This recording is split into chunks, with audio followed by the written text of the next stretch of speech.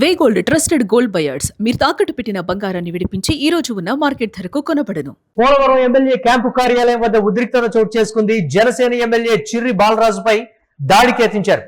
పూనం వంశీ అనే వ్యక్తి ఈ దాడికి యత్నించినట్లుగా తెలుస్తోంది. అనుచరులు ఉండగానే ఎమ్మెల్యేతో వంశీ వాగ్వాదానికి దిగాడు. ఎమ్మెల్యేపై సోషల్ మీడియాలో వంశీ అసత్య ప్రచారాలు చేశాడు. గతంలోనే వంశీని అదుపులోకి తీసుకొని పోలీసులు కౌన్సిలింగ్ ఇచ్చారు. కౌన్సిలింగ్ ఇచ్చినప్పటికీ వంశీ తీరు మారలేదని చెప్తున్నారు. బూతులు మాట్లాడుతూ కార్యాలయం వద్ద రచ్చరచ్చ చేశాడు వంశీ. ఎమ్మెల్యే గన్ పెన్ కంప్లైంట్ తో కేసు నమోదు చేసి దర్యాప్తు చేపట్టారు పోలీసులు. ఒకంత ఉద్రిక్త వాతావరణం నెలకొందని చెప్పాలి. వంశీని పోలీసులు గతంలో కూడా అదుపులోకి తీసుకుని కౌన్సిలింగ్ ఇచ్చినప్పటికీ తీరు మారలేదు. ఎందుకు ఈ విధంగా కామెంట్స్ చేస్తున్నామని కూడా ప్రశ్నించడం జరిగింది.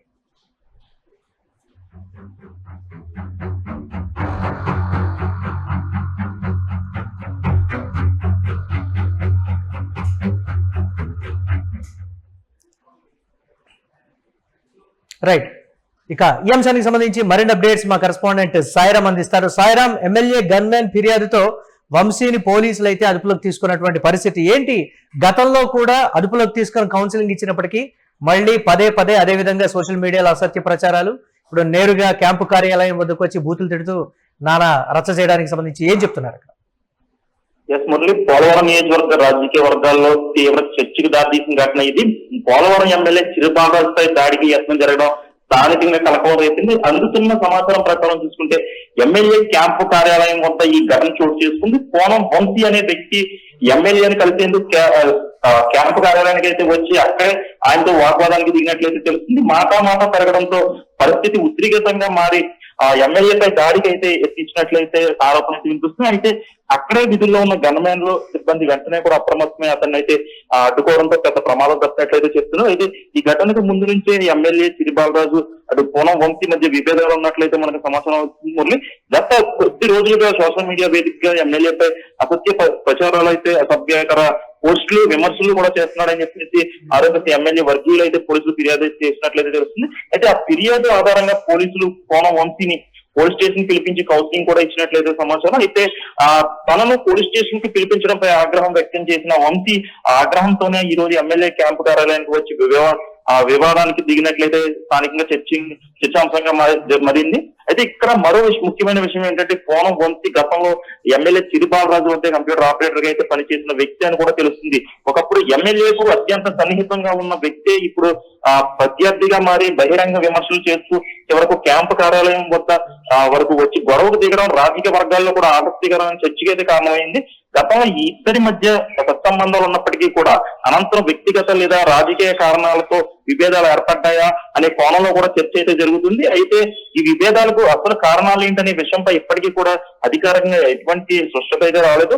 ఘటన జరిగిన సమయంలో ఎమ్మెల్యే క్యాంపు కార్యాలయంలో అనుచరులు అటు సిబ్బంది ఉన్నట్లయితే మన సమాచారం అందుతుంది. అయితే వారి సమక్షంలోనే వంశీ తీవ్ర ఆగ్రహంతో ఎమ్మెల్యేపై వాగ్వాదానికి దిగినట్లయితే సమాచారం. కొద్ది వాదన ప్రకారం ఆయన దుర్గలిసినట్టు కూడా ఆరోపణలు అయితే వస్తుంది. పరిస్థితి అదుపు తప్పే అవకాశం ఉండడంతో గన్మెన్లు వెంటనే జోక్యం చేసుకుని ఎమ్మెల్యే భద్రతను అయితే కాపాడారు. అనంతరం పోలీసులు కూడా సమాచారం అందించగా పోలీసులు అక్కడ నుండి అక్కడికి చేరుకుని వంశీని అయితే అదుపులోకి తీసుకున్నట్లయితే తెలుస్తుంది. అయితే ఈ ఘటనకు సంబంధించి దృశ్యాలన్నీ కూడా క్యాంపు కార్యాలయంలో ఉన్న సీసీ కెమెరాలో రికార్డ్ అయినట్లయితే సమాచారం. అయితే ప్రస్తుతం పోలీసుల ఫుటేజ్లు పరిశీలిస్తున్నట్లయితే తెలుస్తుంది. వాస్తవానికి దాడికి యత్నం ఏ స్థాయిలో జరిగింది, ఘటనకు ముందు ఏం జరిగింది, వాగ్వాదం ఎలా ప్రారంభమైంది వంటి అంశాలపై జీలిగిమిల్లి పోలీసులు అయితే అన్ని కోణాల్లో కూడా దర్యాప్తు చేస్తున్నారు. అయితే కేసు నమోదు చేసి విచారణ కొనసాగిస్తున్నట్లయితే ప్రస్తుత సమాచారం ఉంది. మురళి, ఎస్, వంశీ వెనక ఎవరో ఉండి ఇదంతా చేయిస్తున్నారని కూడా చిర్రి బాలరాజు వర్గం చెప్తూ ఉన్నటువంటి పరిస్థితి ఏంటి? ఆ కోణానికి సంబంధించి ఎవరున్నారు ఏంటనే దానికి సంబంధించి ఒక పొలిటికల్ కలర్ అయితే తీసుకొస్తున్నటువంటి సిచ్యువేషన్ ఉంది కదా, ఏంటి ఆ రాజకీయ రంగుకు సంబంధించి?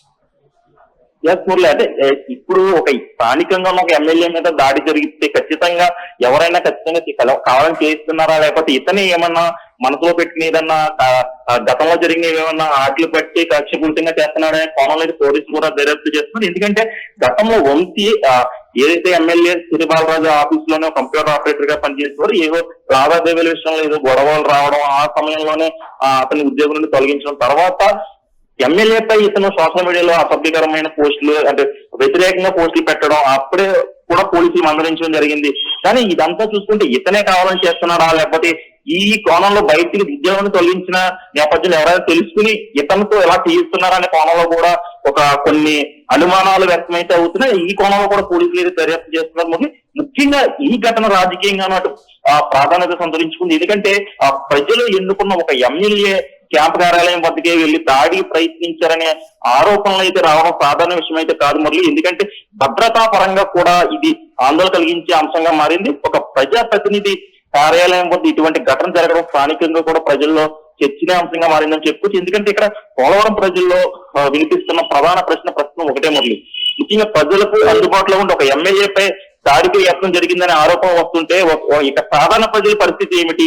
ప్రజా సమస్యల కోసం తిరిగే ప్రజాప్రతినిధుల భద్రతపైనే ప్రశ్నలు తలెత్తితే సామాన్యుడు తన సమస్యలతో బయటికి వస్తే అతని భద్రతకు ఎవరు హామీ ఇస్తారని కూడా ఒక ఎమ్మెల్యే కార్యాలయం వద్ద ఉద్రిక్త పరిస్థితులు నెలకొంటే గ్రామాల్లో అటు మండలాల్లో సాధారణ ప్రజలు ఎదుర్కొనే ఇబ్బందుల పరిస్థితి ఎలా ఉంటుందనే చర్చ కూడా పోలవరం నియోజకవర్గంలో జోరుగా సాగుతుంది.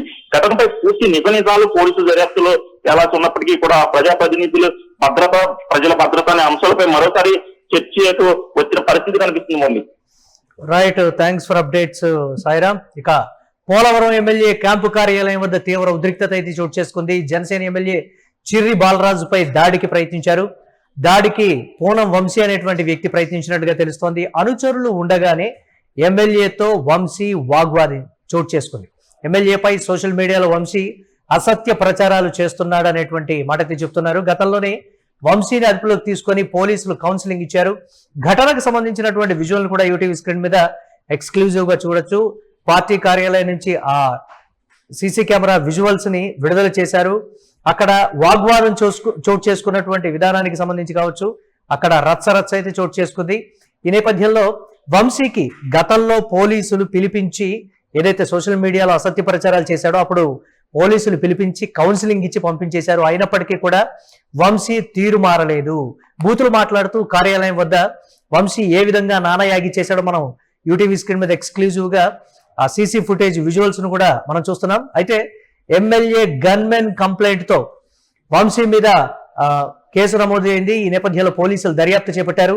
పోలీసులు కూడా వంశీని ప్రశ్నిస్తున్నారు. ఎందుకు, ఏ ఉద్దేశంతో నువ్వు చేస్తున్నావు అనేటువంటి మాట. గతంలో చిర్రి బాలరాజు వద్ద వంశీ కంప్యూటర్ ఆపరేటర్ గా పనిచేశాడు అనేటువంటి మాట కూడా చెప్తున్నారు. గతంలో ఏమైనా పాత కక్షలు కావచ్చు, లేకపోతే ఉద్యోగరీత్యా ఏమైనా విభేదాలు ఉన్నాయా అనేటువంటి రీతిలో.